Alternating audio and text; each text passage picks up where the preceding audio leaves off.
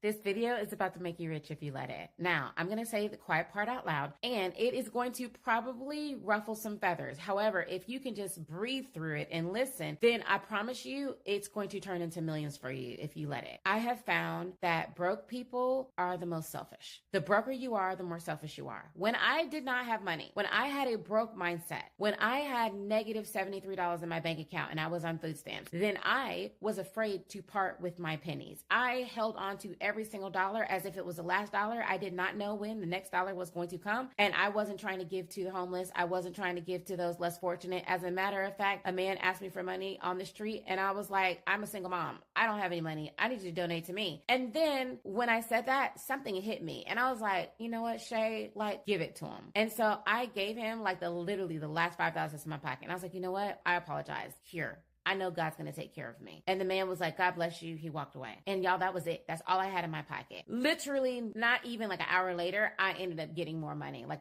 $50. And then I did it again. Every time I was ever experienced financial restraint, I would always give and more money would come to me. So then I made it like a practice, right? Like I love when I'm with my friends paying for the bill. I love giving to people and making their life better. What I have found though, on the other end is that my financially deficient friends, aka broke friends, aka broke people that I have went out on lunches or dinners or whatever with, that they always looked for me to pay the check. They weren't fighting over the check. They weren't being the first ones reaching for the check. They were expecting to get without the idea of giving. And that in and of itself, that mindset, that electromagnetic frequency to lack is what kept them lacking. The most giving people that I have experienced were wealthy people, were people who had money. They were the ones, again, wanted to pick up the check. They're the ones that wanted to give free advice. They're the ones that wanted to give you something, that wanted to contribute in some way more than people that have experienced being financially disabled. So what does that mean? If you are experiencing any type of financial resistance at all, the first thing that you need to think is,